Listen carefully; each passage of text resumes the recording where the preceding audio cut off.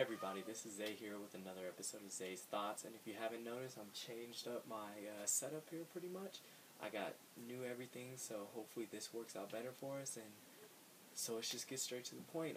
In this episode, I want to talk about NBA free agency 2012, and the first guy I want to talk about is Kirk Hinrich. He's point guard for the Atlanta Hawks. He averaged 12 points, 5 assists, and a steal over his career. And last year he only put up half of those numbers, but I still think he has what it takes to help out an NBA team, maybe coming off the bench in some role-playing situations. Second guy is Ray Allen, and he's one of the biggest free agents of the year. There's been talk of him going to Miami, talks to LA, talks of Oklahoma City. But in my personal opinion, I think he's going to stay put in Boston after what happened with Kevin Garnett. I think it just makes complete sense that he stays in Boston and hopefully put together a dynasty, because they believe that with Garnett and Keon dueling, Rajon Rondo, Paul Pierce, with them all healthy, that they actually have a nice team, and I'm pretty sure they're right on that one. Speaking of the Boston Celtics, Mikael Pietrus, he's also a free agent. This was a guy who came up big in the playoffs. His rebounding, his effort on the court, off the court, he's just a hard worker, and I think if the Celtics can't re-sign him, he's definitely going to make a team happy, because he has this, and those are the two most important things in basketball. Antoine Jameson's the third guy I want to talk about. He's a guy that averaged 19 points and 7 rebounds for the Cleveland Cavaliers last year. And with Kyrie Irving, I think that can definitely be a nice 1-2 punch there, because he can score. He's one of the most underrated players in the league, and they definitely need to get him re-signed. Jason Kidd's another free agent. He's been in talks with Darren Williams. They're really good friends, and sources have said that Jason Kidd and Darren Williams have both told each other they want to play on the same team, whether it's in Dallas, whether it's in Orlando, or whether it's in Brooklyn. They want to play on the same team, and I think two of the top point guards, not in the league, but of all time, you get those two together, and I think it's definitely going to be something that the Heat are going to have to deal with for years to come. Jason Terry, speaking of the Mavericks, he's also a free agent. This is a former Sixth Man of the Year. This is a guy that they can't lose, and I don't think he's going to lose. They just got to cross the T's and dot the I's on the contract, and everything should be fine. Delonte West, this is the guy who, he's a great role player. He's not anything that's going to make or break a team, but it's noticeable for a team like the Lakers or a team like the Thunder, who need that one more player to maybe put them over the edge. I think Delonte West can really help a team. Nate Robinson, last year averaged 11 points with the Golden State Warriors, and I think that he is a really good player, underrated. He's in a limited role in Golden State, and I don't think that they're looking to re-sign him, so he can make a team happy because he can start in this league, and he has started in this league. Marcus Camby, last year only averaged 4 points, but he still is able to grab 9 boards. And yes, he's coming to the end of his career, but I do think that he's going to be able to make some team happy with his low post game and his defensive presence. Chauncey Billups is another free agent guy. He really wants to come back to the LA Clippers. He tore his Achilles last year, so he kind of shortened up his season, but he's still a guy who can shoot the ball. He hits big shots, and him coupled with Chris Paul and Blake Griffin, I think it's going to be something to reckon with, especially with the loss of Mo Williams. So his play time will dramatically increase. Kenyon Martin is another guy who's going to be a free agent. He only averaged 5 points and 4 rebounds last year, which is the worst of his career. I don't know where he's going to go from here. If he does decide to come back, if he doesn't, I'm not sure if he wants to be a guy to come off the bench behind Blake Griffin, because his minutes are going to be minuscule, but I think if he does decide to come back, that team, they do have a shot in the West, which is wide open. You have the Oklahoma City Thunder up here, and then everyone else down here, which is a trend that we're seeing with the league. With this free agency period, you got Darren Williams and then all the other guys.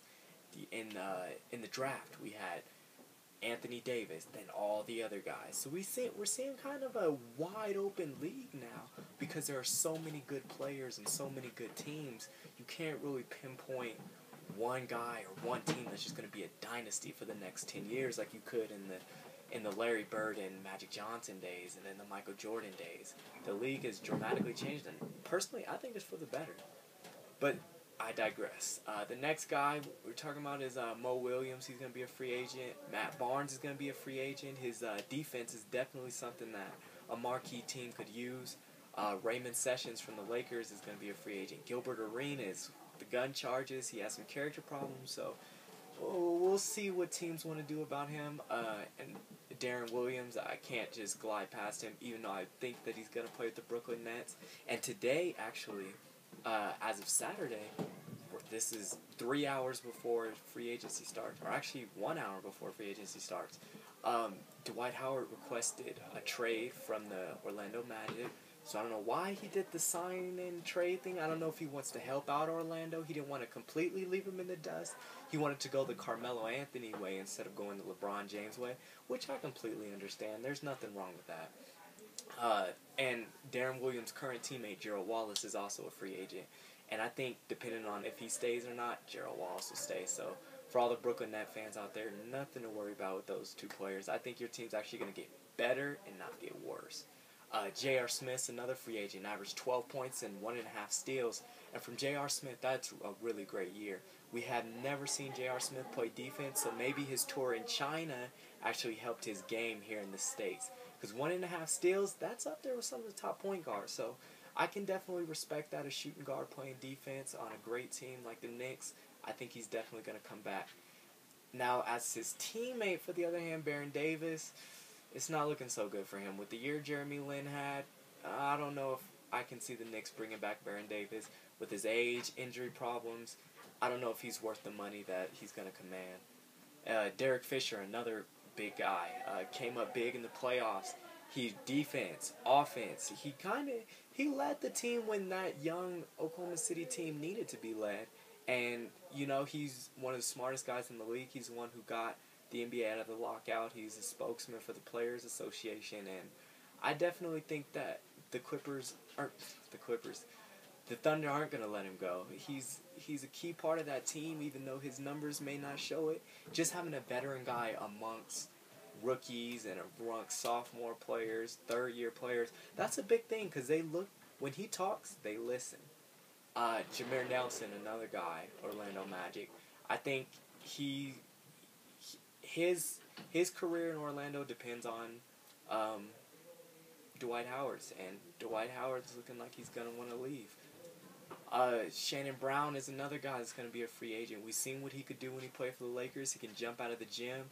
He has one of the highest verticals in the league, and he can shoot the three ball. So definitely keep an eye on Shannon Brown and see if he tries to go to a veteran team or if he joins just another team and takes the big contract. Spencer Hawes, this is a guy that not many people talk about. He's a marquee big man. He's developing his game, and he's a really big part of what they're trying to do in Philadelphia. And I don't think they're going to let him go. But if they do, this is the guy that could make a team happy. So look for him to, maybe earn some money if he doesn't decide to stay in Philly, because he has game. He can definitely play. Steve Nash, it's another guy you can't overlook. There's several teams that are interested in him, including Toronto, Miami, the Oklahoma City Thunder, the Utah Jazz, and of course the team Phoenix. They don't want to give him up, but it's not looking good for him. He's 36 years old, I believe, and he still has not got a ring. And when you're one of the top point guards of all time, you're really hungry for that ring so that you can be in those Hall of Fame discussions, which I think without the ring he'll get there, but with it, it's first ballot no matter what. Michael Redd, another free agent guy. Now, he's kind of dropped off a little bit, but you cannot discount his work 4 years ago on the USA team. Yes, I know 4 years is a long time, but he can still play, and I think his heart just wasn't in it. But, maybe a change of scenery is what Michael Redd needs to finish his career off the right way. A couple other free agent guys, you got Raymond Felton and Johnny Flynn. These are two guys that can come off the bench. Raymond Felton's actually started, so I think that those dudes need to start. Johnny Flynn, Syracuse, we've seen what he can do.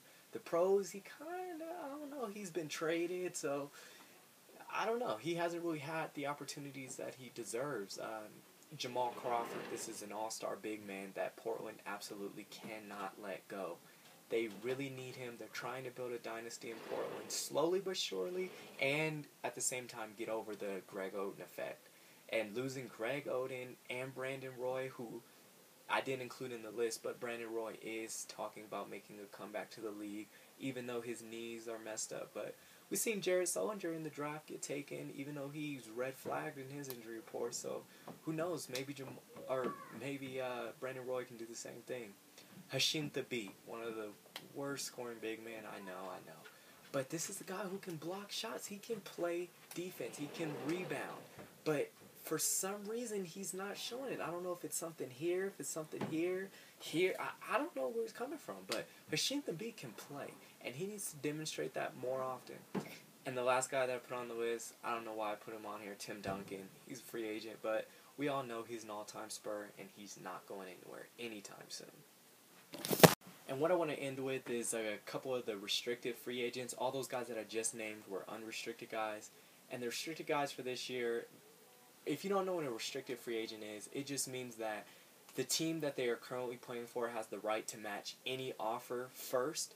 So, for O.J. Mayo, for example, a team offers him a contract for, let's say, $40 million.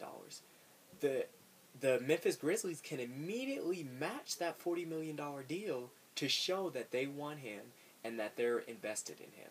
So they have the right to get first dibs, pretty much. They get the big piece of chicken, if you want to put it that way. And some of these guys, I don't mention these guys because they're not going to go anywhere, pretty much. They want to stay on their team.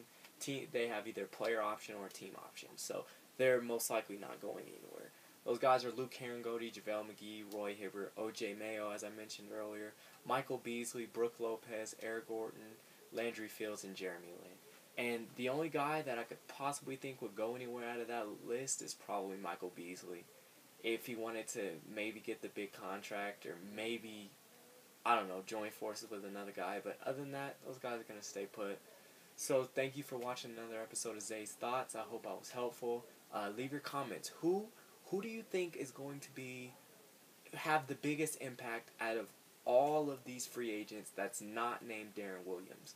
Leave your comments down below. Please like, please subscribe, and thank you for all your support.